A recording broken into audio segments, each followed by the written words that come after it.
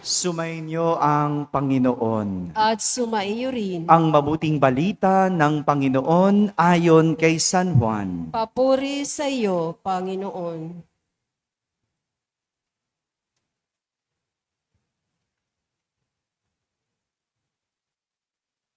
May isang pariseyo at pinuno ng mga Hudyo na nagngangalang Nicodemo. Isang gabi, siya'y nagsadya kay Jesus.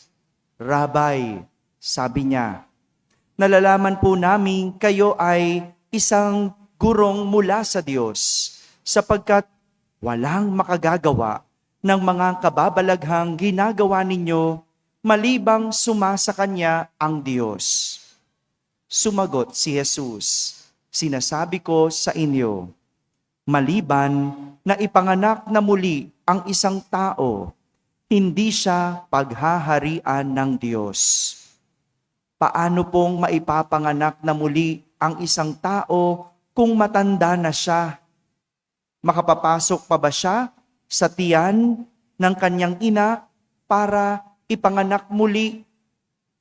Tanong ni Nicodemo, sinasabi ko sa inyo, ani Jesus, maliban na ang tao ay ipanganak sa tubig at sa espiritu, hindi siya paghaharian ng Diyos. Ang ipinanganak sa laman ay laman, at ang ipinanganak sa espiritu ay espiritu. Huwag kayong magtaka sa sinabi ko sa inyo, lahat ay kailangang ipanganak na muli. Umiihip ang hangin kung saan ibig at naririnig ninyo ang ugong nito. Ngunit hindi ninyo alam kung saan nanggagaling at kung saan naparoroon. Gayon din ang bawat ipinanganak sa Espiritu. Mga kapatid, ang mabuting balita ng Panginoon. Pinupuri ka namin, Panginoong Hesus Kristo. Maupo ang lahat at makinig sa homilya. Magandang gabi po sa inyong lahat. Magandang gabi sa barangay, sa mga nasa tahanan na nagsisimba via online at sa lahat na nasa abroad. Kasama kayo sa aming banal na pagdiriwang dito sa ating parokya. Kung kahapon, mga takot na alagad ni Jesus ang ikinuwento ng ating ebanghelyo. Naalala niyo pa po ba? Yung ebanghelyo nating kahapon, linggo. Hello. 'Di ba? Yung mga alagad natakot, nakakulong sa silid. Dahil sa takot, sila'y nagkulong, nagsara ng pinto. Dahil wala na ang kanilang kakampi. Wala na ang kanilang inaasahan. Wala na ang kanilang kaibigan. Wala na si Jesus. Natakot sila. Hindi ba ganun? Pag nawala ang iyong inaasahan sa buhay, sino ba yung inaasahan nyo? Magulang, sino pa? Asawa, sino pa? Kaibigan, no? Kasintahan, hindi ko alam kung sinong inyong inaasahan sa buhay. Di ba? Pag nawala, ano mararamdaman nyo? Di ba? Bukod sa lungkot, di ba matatakot ka? No? Yung, paano na ako? Paano na ako magpapatuloy kung wala na yung magulang ko? Paano na ako kung wala yung asawa ko? Ba't parang hindi kayo agree sa asawa? No? Parang gusto nyo talaga mawala mga asawa nyo ah. Ha? Hindi ba ganon? Yung inaasahan mo sa buhay, di ba makakaramdam ka ng takot? Kasi hindi mo alam kung paano ka na. Paano nang yung kinabukasan? Ganyan ang naramdaman ng mga alagad ni Jesus. Nung mawala siya, sila'y natakot, kaya nagkulong. Di ba ganon? Yung mga nawalan ng kaibigan, nawalan ng mahal sa buhay, anong ginagawa? Minsan nagkukulong, ayoko na. Ayoko na magpatuloy sa buhay. Ayoko nang lumabas. Ganyan yung mga alagad. Hindi natin masisi. Sama-samang nararamdaman. Maring nalulungkot. Maring natatakot para sa kanilang buhay. Maring natatakot para sa kanilang kinabukasan. Kaya nga, sila'y nagkulong. Nagsara ng pinto. Nagtago. Samantala, yun yung kahapon. Kabaliktaran naman ito nang ipinakita sa atin ng ating unang pagbasa. Kung kahapon, mga takot na alagad. Ngayon naman, ang pinapakita ng ating unang pagbasa ay matatapang na alagad. Matatapang sa pangunguna nina Pedro at Juan. Matapang na sila. Bakit? Di ko napapasok ang aking daliri sa kanyang kamay, hanggat di ko napapasok ang aking kamay sa kanyang tagiliran. Nalala niyo yung kwento? Nagpakita si Jesus. Kaya nga, matapos magpakita ni Jesus, matapang na sila. Malakas na ang loob nila. Nabuhayan sila. Natuwa sila. At ang bilin sa kanila ni Jesus, ipangalat ang mabuting balita. Ano yung mabuting balita? Muling nabuhay si Jesus. Ibig sabihin, ipangalat sa mga nalulungkot, huwag nang malungkot, buhay si Jesus. Sa mga natatakot, huwag nang matakot, buhay si Jesus. Yun ang sinabi, ipangalat ninyo ang mabuting balita. Ngunit, kahit malakas ang loob, kahit matatapang na ang mga alagad na ipangalat ang mabuting balita, marami ang hindi gusto ang pinangangalat nila na balita.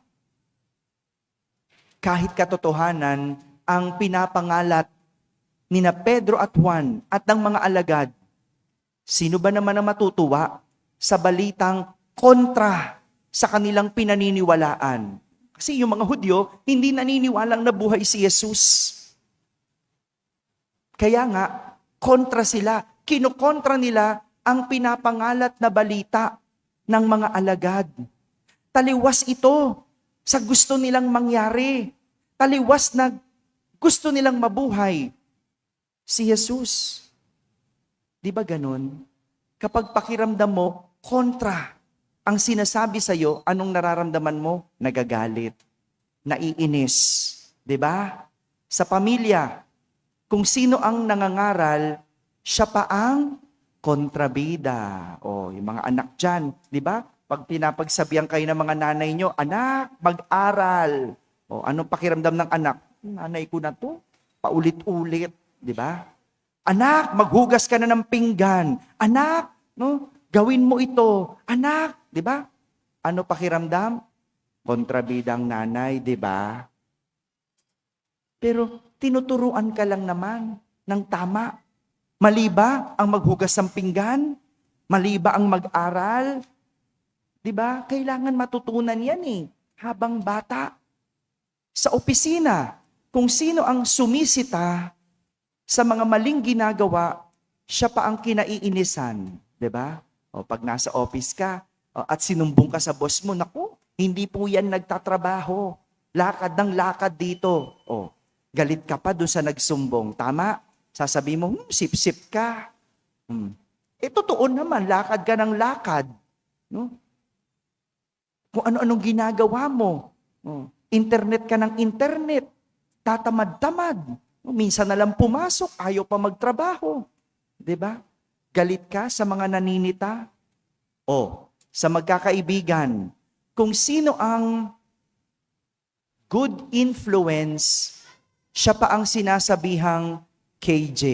Diba? Pag sinabi mo, uy, huwag ka manigarilyo, masama yan. Uy, KJ mo naman, isa lang. Nakaisang pakete na.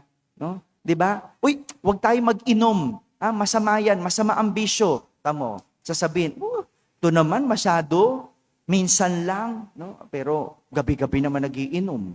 'Di ba? Ganyan wag na tayo lumayo, dito na lang sa lugar natin. Sige. Pagsabihan mo yung nagpa-park sa maling parking, siya pagalit. Tama ba? Kaya nga ayokong pagsabihan dahil kagagalitan ako 'di ba? Sitahin mo yung mga nagmumura diyan. Pag sinabi, "Shh, huwag ka naman nagmumura." Ano sabihin sa'yo? Marunong ka pa sa buhay ko. 'Di ba? Kaya marami ngayon ayaw na lang mangaral. Kasi nagiging kontrabida. Kinagagalitan pa, kinaiinisan pa. Ganito ang ginawa ni na Pedro at Juan sa mga punong saserdote at matatanda ng bayan. Pinangaralan, pinagsabihan, pero hindi pinaniwalaan. Pero kahit ganon, hindi nagpatinag, hindi nagpapigil ang mga alagad ni Jesus. Sa halip, naglakas loob. Nilakasan ang loob dahil kakampi nila si Jesus. Kasama nila si Jesus. Di ba ganon? Kapag meron kang kakampi sa laban mo, lumalakas ang loob mo. Tama? Nakakatakot pero lumalakas ang loob. Di ba? Ngayon nakakatakot. Ang taas ng mga bilihin. Pero kapag meron kang anak na katuwang mo, anak na breadwinner, anak na tumutulong sa'yo, di ba para nakakalakas ng loob? Kahit kaunti na itutulong, di ba? Nakakasarap ng loob yung meron kang kakampi sa buhay. At ganyan yung mga alagad ni Jesus. Lumakas ang loob. Yung dating takot, naging matapang. Kasi kakampi nila si Jesus. Samantala, sa ating ebanghelyo, ganyan din ang nangyari naman kay Nicodemo. Si Nicodemo, bagamat isang Pariseyo at pinuno ng mga Hudyo. Sino ba yung mga Pariseyo? Mga kalaban ni Jesus. Yung mga pumatay kay Jesus. Ano nangyari? Nung makita ni Nicodemo ang mga milagro, kababalaghan ni Jesus, naniwala siya kay Jesus. Ang sabi pa nga niya, "Guro, nalalaman po namin kayo ay mula sa Diyos." Ang ganda nun, no? Yung dating kalaban, yung dating kontrabida, ngayon, kumampi na kay Jesus. Nanalig na kay Jesus. Ang tawag, guro. Mga kapatid, ito ang paanyaya sa atin ng ating ebanghelyo at ng ating pagdiriwang ngayon. Ngayong Pasko ng muling pagkabuhay, meron tayong kakampi sa buhay. Meron tayong kasama sa buhay. Sa kabila ng takot, hirap, alalahanin sa buhay, kakampi at kasama natin si Jesus. Yan ang kwento ng Pasko ng pagkabuhay. Kaya nagbalik si Jesus para wag tayong matakot, wag tayong mag-alala, wag tayong mangamba sa buhay, kundi maging matatapang, malalakas ang loob, harapin ang hirap, takot, alalahanin sa buhay. Dahil si Jesus ang ating kakampi. Sabi nga ng ating Salmo Responsorio, ano sabi? Mapalad ang may tiwala sa Panginoong dakila. Amen? Amen.